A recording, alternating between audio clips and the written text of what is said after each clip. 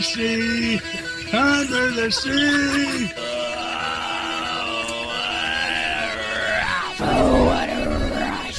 Oh, get later. It's me! But don't worry, you could have seen the commando. And that's the bottom line. Because Stone Cold said so. Hakuna Matata. What a wonderful phrase. That's so ratchet.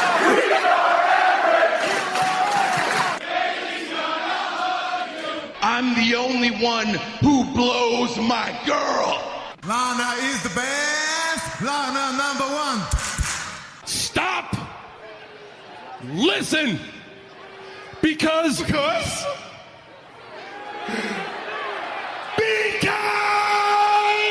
I am Lance Catamaran. You know, after this week, I feel the need to put a Kofi chant in there. But we'll get into all of that Cheez-its. in a little while. We'll get into all that in a few. But first things first, Sal, let's get into what was a really strange news week since we last were on the air. So what did I miss? Go for it, Sal. And by the way, people wondering, this is literally in a 7-day period all this news happened. So go for it. The 2020 Royal Rumble will take place at Minute Maid Park in Houston, Texas. I like the fact that the Rumble is now outdoors, like all the time in these big stadiums now, and I love it. The only question I got is on the announce team's table. Right. Will there be Minute Maid products? Maybe. You never know. Depends on the sponsor. I wouldn't be surprised. I really Nothing would wouldn't shock be me. surprised. Nothing would shock me. There you go. Not whatsoever. But it's pretty cool. There's been a lot of talk lately on whether or not WrestleMania is being watered down by the Rumble and all these big stadium shows. How do you feel about that statement, Sal? I feel like it's almost like the direction that NHL took, where you have your big outdoor game on January 1st, right, and then you have your little stadium series games, which are also outdoors, but right, you know, it's like a little side thing. You know, I don't think that it's watering down Mania, because Mania is always going to be Mania. You know what I mean? It's always going to be that huge, over-the-top, extravagant show. You know, I just think that like having like the Royal Rumble outside, and so far, this is again at a baseball field, so right, it's a different feel. I mean, this year, what was it, 46,000 were at the Rumble, and we're going to have over almost 80,000 at WrestleMania. So that's a big, big difference. I think it's coming back to roots where other wrestling organizations, the territories, used to go to ballparks and outdoor stadiums to have a couple of their wrestling shows. And I'm glad it's going back to that, because you can have that element where the fans would really get into it, and the only thing that would kind of put a kink in the whole thing would be the weather. But even if weather turns bad, the fans will still be there. The match will still go on.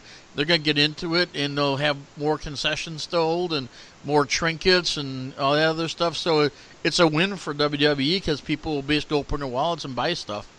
True. Very, very true. And there's a lot going on. And they had access this year, and we had that nice tournament, and it's just growing, and I don't mind it. All right, this next story literally broke 2 hours after we went off the air, after we were done recording last week. So this is a big deal, and it was talked about on Dave's show on Thursday, but we'll talk about it here too. Well, funny part is, if you listen to Dave's show, the next two stories were on Dave's show over my wrestling night, right after our show on the network. But because he records on Thursday, we record on Wednesday, we missed these two things. So, go ahead. Conrad Thompson announced that The Undertaker will be a part of StarCast 2. This is huge. This is absolutely huge. The fact that Taker is taking indie bookings now. And the fact that he doesn't WWE stuff all over his Twitter account anymore. And, okay, I may have told you, Sal, did you hear how much he's getting paid for this? No.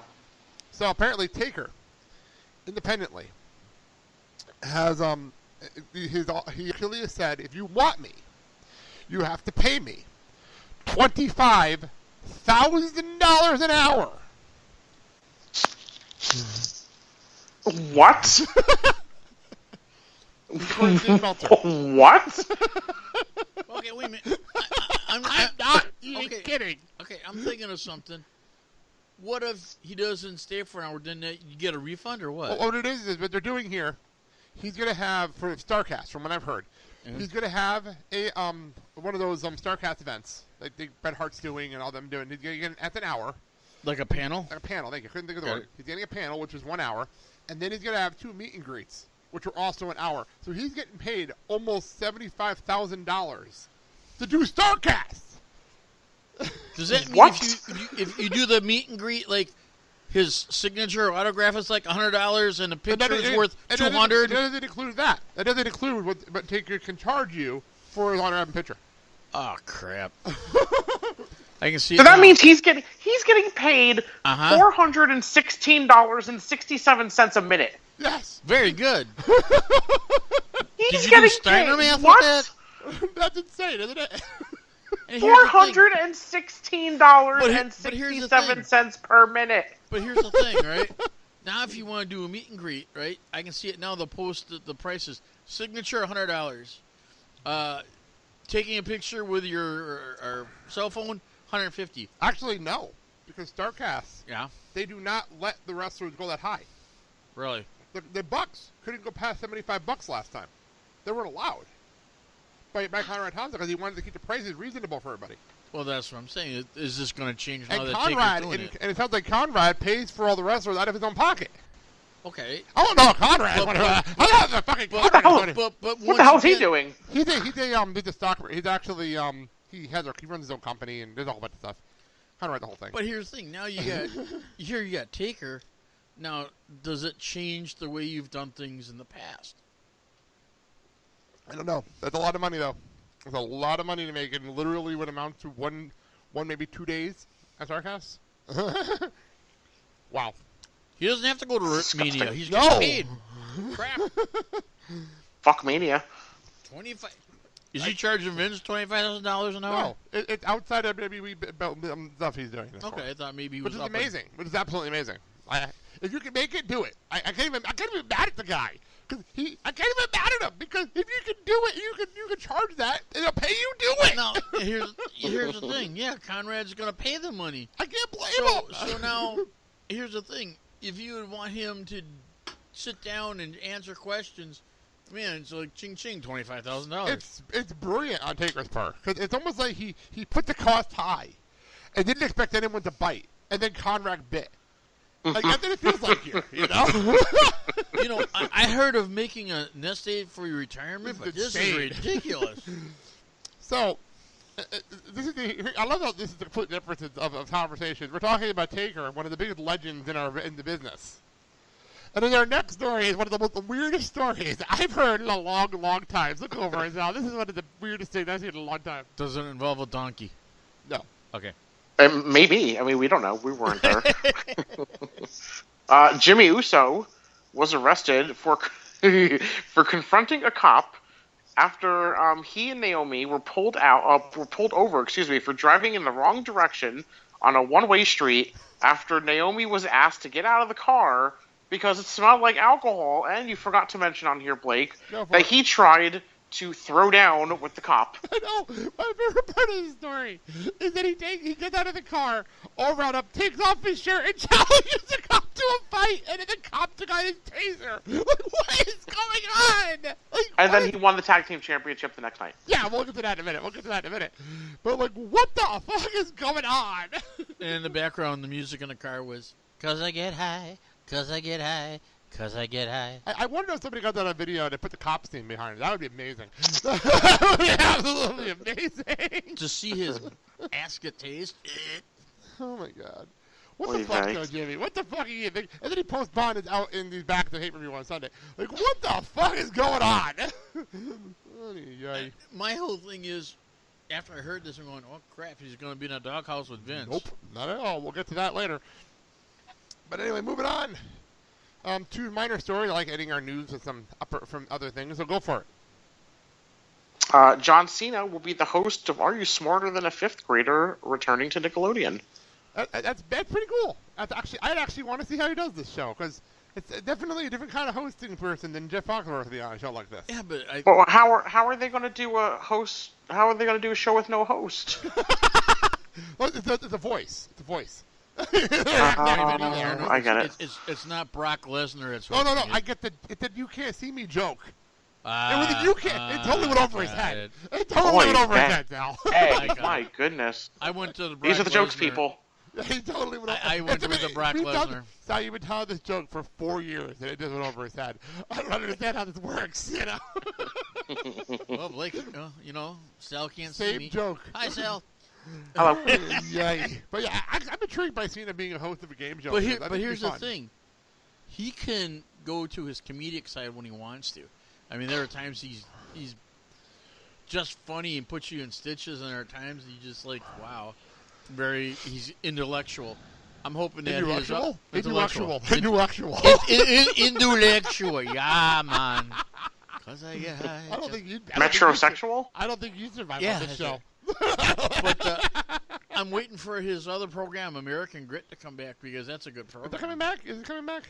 I don't know. I have to find out. I have no idea. I gotta Is it find coming out. back? I did see him in Blockers recently, and I'm sorry. I'm convinced he did not play a character in that movie. I'm convinced he did not play a character.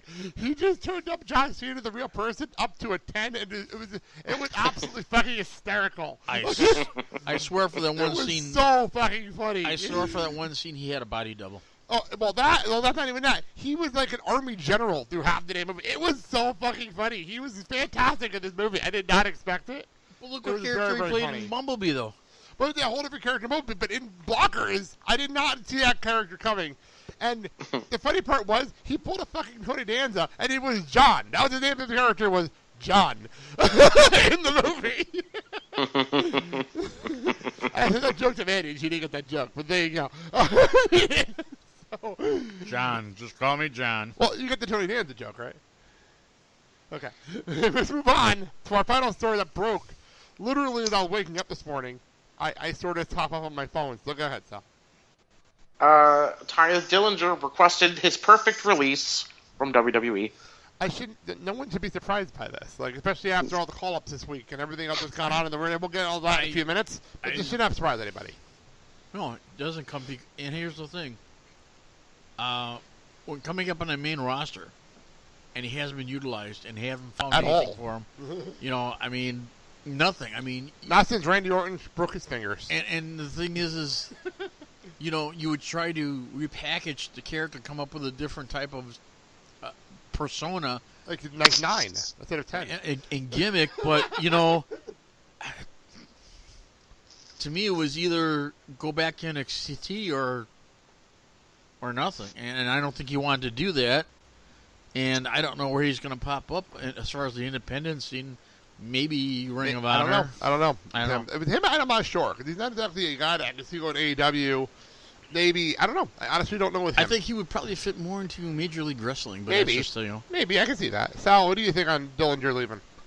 I don't blame him I can't. at all. Yeah. At all. Well, before we get into WWE stuff, we have a lot to talk about. I wanted to. We're never have a lot of AEW stuff to talk about this week because it's been a slow news week for them. But Tony Khan, the guy who's running AEW, he does analytics for the Jacksonville Jaguars and all the kind of stuff. The Khan family, for those who don't know, the Khan family, they own the Jacksonville Jaguars and they also own a Blue League soccer team. And at one time, they were trying to buy Wembley Stadium. At one time, so and it's funny how suddenly they pulled out of the Wembley Stadium sale and then announced a wrestling company. Go figure that one out. But but anyway, so Jericho, after the AEW thing in Vegas last week, had Tony Khan on his podcast. And the podcast, for those who really want to listen to a really good interview, it's about an hour and 20 minutes, and it's fantastic. It's really cool. I didn't realize how much of a fan Tony Khan was. He's a really big fan. Like, he's a wrestling observer and Torch subscriber. He's a tape trader back in the ECW days. Like, it's a lot I did not know about this guy, and it was a really good interview. But, at the end of the interview, he said something that even the guys over at the Torch, there's a show I listen to called The Pull Apart, and it's like my favorite podcast. It's a podcast, literally, as I'm talking about podcasts, and that's not a joke. That's exactly what the show is. The Pull Apart is a podcast. Wait, what? It's a podcast. Repeat that? Is a podcast for a podcast? No, the Pull Apart. Okay. It's a podcast where they talk about wrestling podcasts, so you don't have to listen to them. They'll tell you what happened at other wrestling podcasts, so you don't have to listen to them. Are we featured on there? No, yeah. We're not a wrestling show. We're an entertainment show. That's fine. Well, then I'm not interested. I really love the show. It's such a meta show to listen to it. I love it. But